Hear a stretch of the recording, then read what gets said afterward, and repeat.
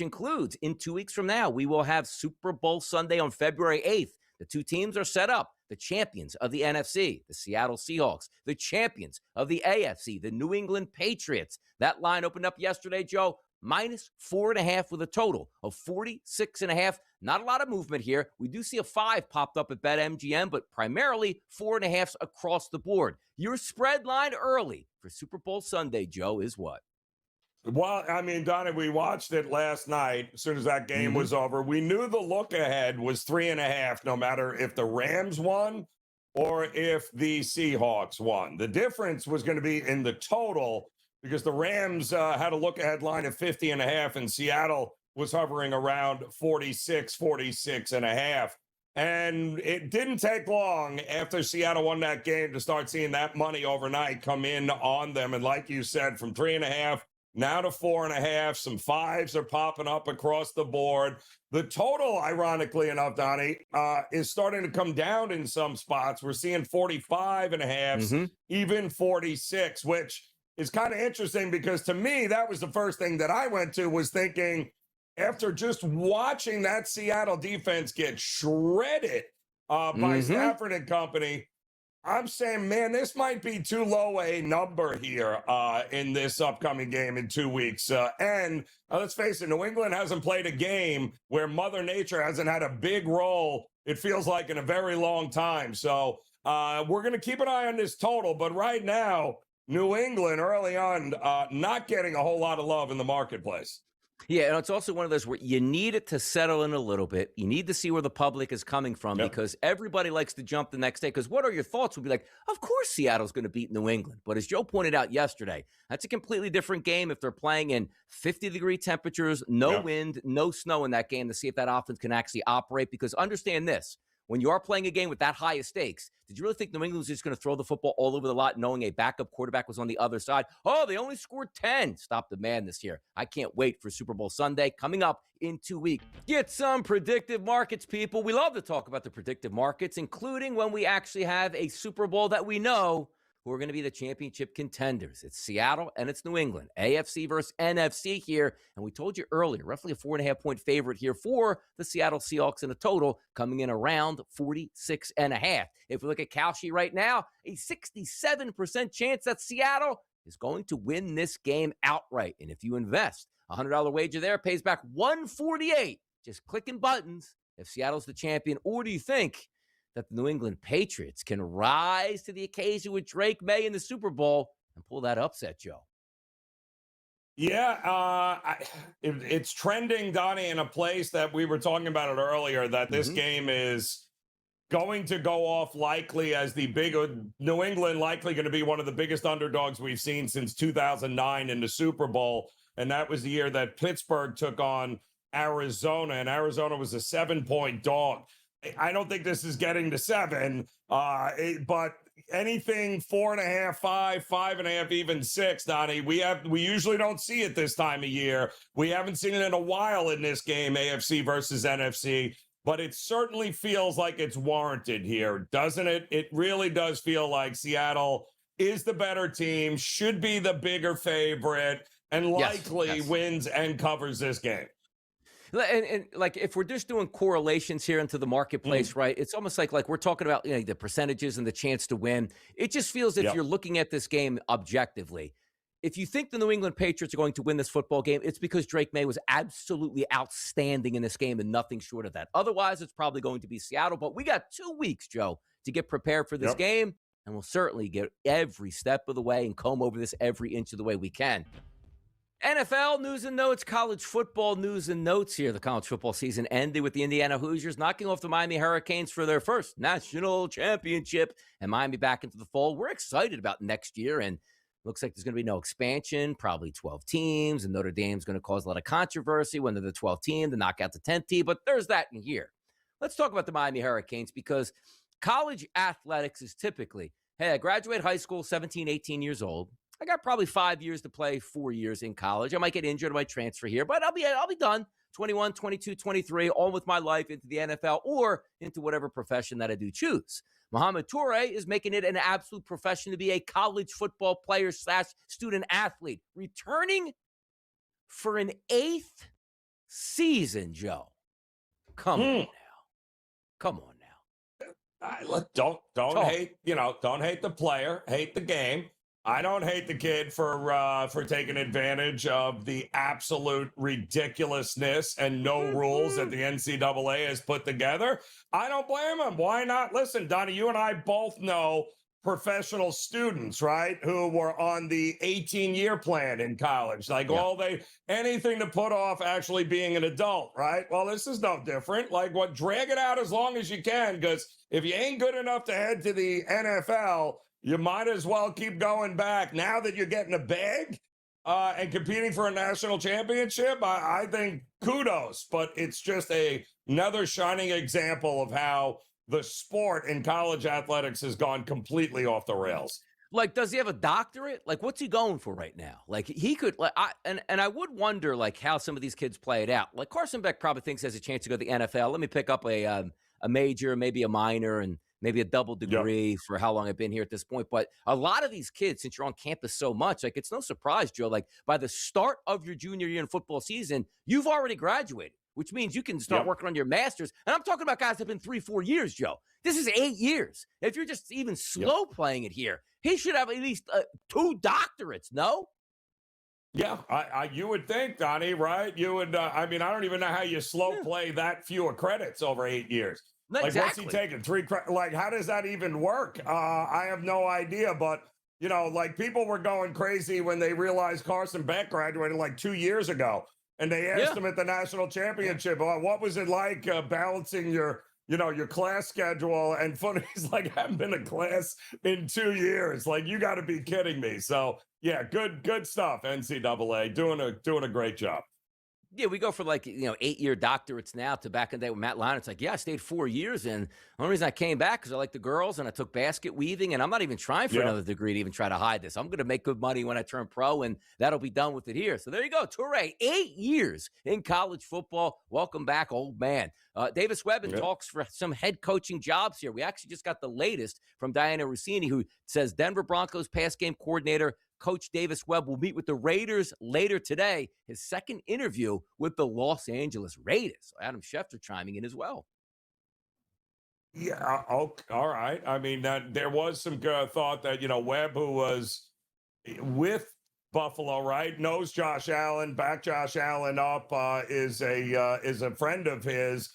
And now that they're giving the reins to Josh Allen to decide and have input as who his next boss is going to be, I thought maybe he'd have an inside track there, but kudos. I mean, they still have 3 job openings plus Buffalo that have to be filled, and there ain't enough quality coordinators with these last 4 teams that we just watched play this weekend to fill those spots. So I think it's going to be very interesting with the draft just a couple of months away, how long it takes. Who would be the last team to hire a coach, do you think, Donnie? Who's it going to be? Yeah, spinning it all, but somebody's just going to be left out and be like, oh, we'll just take our time here. Like, it can't be the Raiders have the number 1 overall pick. You can't, you know what I mean? Like, you can't have the Raiders just floundering around. Like, somebody's going to sell out to get that job, but then you just never know what these guys actually want to do. Udinsky looks like he's going to be a head coach sooner than later. The 30-year-old looks like he's going to be punching his ticket. Just a matter of who. Couple teams they're interviewing, which, if you're going for an interview here, an interview tomorrow, the next day, somebody's going to pull that trigger quick here. But the Buffalo Bills are now looking at Grant Udinsky. Yeah, again, this is like leftover city here. Like, if this kid was this much of a boy genius, he would have been. We had 10 job openings already. Like, why is it the only teams left that might, give him a contract or let him do it are the teams that every other qualified coach is like, yeah, no thanks, I'm good, appreciate it. Good luck with your coaching search. The Cowboys have blocked a request from the Philadelphia Eagles. They went to interview Clayton Adams for their OC position. And also earlier, the Dallas Cowboys actually hired one of the Philadelphia Eagles away to be their defensive coordinator. Dallas has denied. You ain't having this guy, or you're not even talking to him. I like it. Dallas protecting that tremendous coaching staff that didn't even get him to the postseason this year. I mean, really good stuff there. Should work well. But they did at least fire their defensive coordinator, who probably should never have had a job again anyway. Here we go, Joe. Up for grabs, which means we want more money. The rights to televise the Monday night wild card game are up for grabs as of 2026. Let me guess. It'll be on Tubi. What do you think, Joe? Who's going to get this one? Yeah, it's kind of ridiculous here. But listen, the NFL, somebody is going to pay ridiculous amounts of money to get this game here, and it's just an absolute money machine, Donnie. But it'll likely be a streaming service of some sort, if I had to guess. No doubt about it. And by the way, I didn't like it first, Joe. We went to the Monday Night Football wild card game, but again, I kind of like it, man. The 2 Saturday, 3 Sunday, 1 on Monday night to get that weekend kick started here. It's kind of good at this point. Also, in the future, let me ask you about this. You know it's coming, Joe. Like they talk about, hey, we're going to sell the wild card. The Super Bowl usually gets rotated with the premier packages, right? Like NBC, ABC, let's just say ESPN, whoever gets it. When does that go to Netflix? You know it's going to Netflix or a streaming service. When's that going to happen? Sooner rather than later, Donnie, because they're going to be the only ones left with enough money to be able to afford to do it. Get ready. The whole world's going to be, there will be no more terrestrial TV, right? Old school ways, like just give me ABC, NBC. Yeah, no. You're going to have a subscription if you're going to want to watch the NFL. Can you picture, Joe, 10 years, $69.99 Super Bowl? That's what you got to pay for. And it's only going to be on YouTube TV. Oh, boy. Coming. I mean, it is coming at this point right now. No doubt about it. By the way, Coach of the Year in the NFL. How about these odds? Mike Vrabel, minus 450 price. Mr. McDonald, plus 340 price. Both very deserving at this point. I'm trying to look. Where did we pull these odds from? Because I don't think I see them on FanDuel or anything. Do we know where he pulled these odds from? Vrabel is that big a favorite? Yeah. Last night, we got those. Like, is that the favorite in that? Like, nobody, like, is that still going on? Like, it's not a regular season award? Or am I missing this out? I thought it was a regular season award, but people must be just recency bias. I don't because think he won. Yeah. Because he won. I mean, that's kind of crazy how those numbers are through the roof there. I mean, both guys won, so you would think that that's a coin flip if we're going based upon the full season body of work here and postseason. But yeah, that number seems way out of tilt to me, Donnie. Yeah. And the fact that, like, McDonald has a team that's favored by, let's call it 5 points, like, shouldn't it be McDonald minus 450 because he's probably going to win the Super Bowl? By the way, if it is, imagine, like, being a full season award, like, includes the Super Bowl, and McDonald has this season with Seattle, who not a lot of people expected Seattle to be the last man standing in the NFC, and then wins the Super Bowl. Like, but it always was Vrabel's award, Joe. Don't worry about it. Yeah, that's basically what it's telling you. That's what it's telling you. It's saying, listen, it's a great season, but we've already decided we're giving it to Vrabel. That's already the deal has been cut. Yeah, more pomp, circumstances. Really enjoyed it. By the way, Vrabel had an easy schedule. You didn't, but congratulations. It was always going to be Vrabel anyway at this point. But we do have a Super Bowl on the horizon in 2 weeks. Sometimes it's hard to wait for it. Like, you get the excitement of NFC AFC Championship, then you decompress. Then it gets the game week and Radio Row, and you're slaving over every single opinion. What we do, man, we'll be right back. Seahawks, Patriots, Super Bowl Sunday. 2 weeks be there? Absolutely, we will be. But I got to ask you this quick question, Joe. The excitement coming into yesterday's AFC, NFC championship games doesn't feel like it was on the same level as we've seen for like the past 5 to 6 years. And it's not a knock on the teams that were there. They deserve to be there because they won their football games and they showed up. But like the star power, it almost felt like was a little bit lacking, specifically because we didn't get to see Bo Nix and it was Stidham and the game was kind of a mess in the snow. It's like, boy, the days that, I missed the Josh Allens and the Lamar Jacksons and, Patrick Mahomes and the Joe Burrows, they're not there. But have you read, Joe, about the latest script that the NFL basically told us back in September before the season started? Have you read about it? I have not, Donnie, but it doesn't shock me here. How does this script go exactly?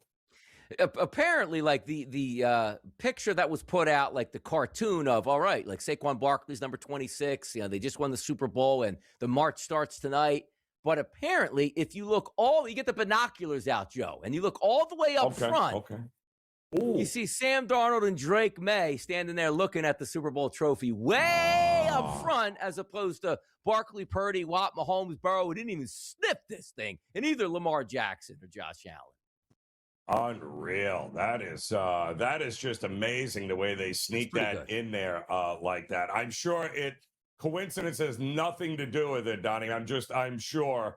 And the reason that you have to look so close on, and because is because that's how much of a chance they gave either of those two guys making it to this game. So don't think it was scripted. Think that is total coincidence. By the way, this is what we like about this. Here's a tweet from a guy named Chase Sr. The Patriots will be practicing at Stanford. The Seahawks will be practicing at San Jose State.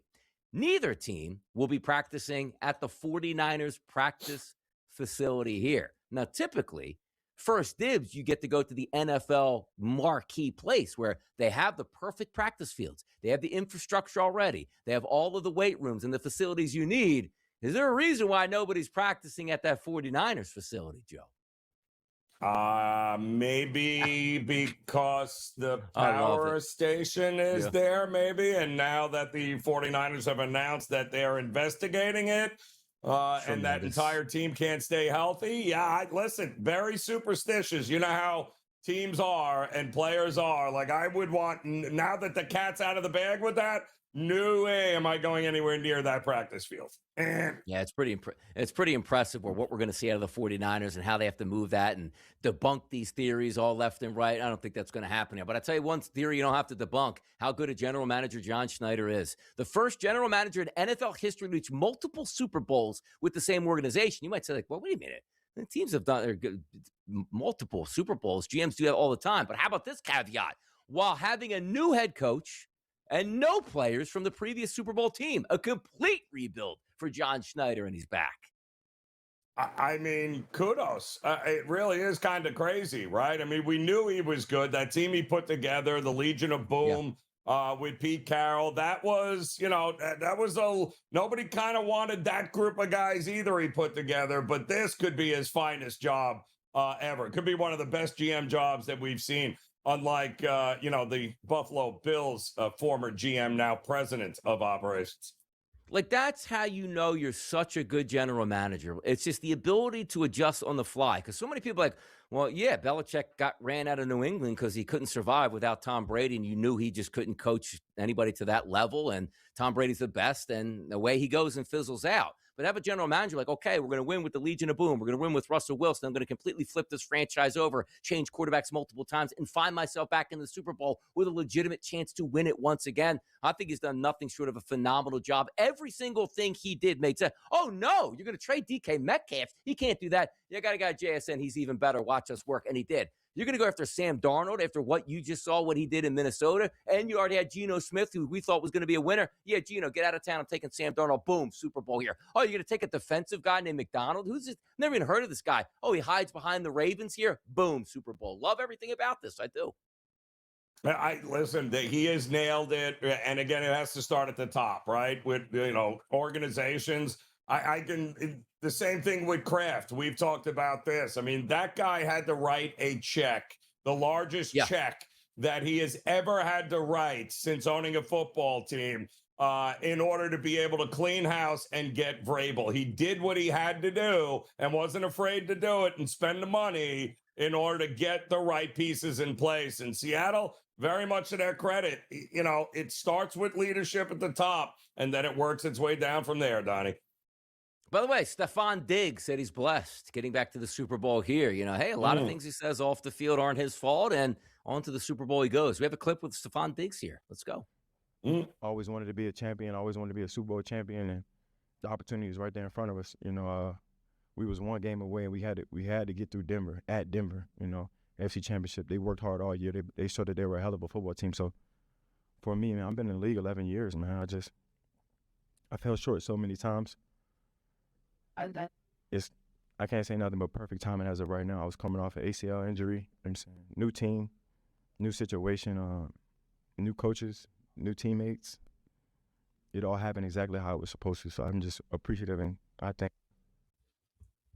Multiple kids on the way for him. You also got the pink baggy experiment over the summer on the boat here. Tough scene for Stephon Diggs this year, man. Fought through it all. Oh, and now he's going to the Super Bowl, so he's going there before Josh Allen is, which is hilarious. So that's a great. There's a lesson somewhere in there, Donnie. I'm just not sure what it is. There is a lesson. The lesson is the New England Patriots are going to be an underdog in this Super Bowl. It just depends on what that final price point's going to be. So we talked like the 2.5 never moved on like the Los Angeles Rams. We did have movement on the New England Patriots Denver Broncos game. Joe, today we'll call it 4.5. Super Bowl Sunday rolls around. You're doing content here on the network. What is that update going to be on that price point Super Bowl Sunday? What is it? I think it'll be 5.5, 6. It'll be way closer to 6 than it will be to, let's say, 4. I think that's. I think the public is going to look at. They've already had the idea that New England's overrated. Yeah. I don't see how that's changing. Sam Darnold, 229.5. Give me some of that over on Sammy D for Super Bowl Sunday. We'll be right down to close this bad boy off inside. But let's get over and reach out to the people, Joe, and find out what they're thinking here, particularly for the Pittsburgh Steelers. Here's Fade the Public.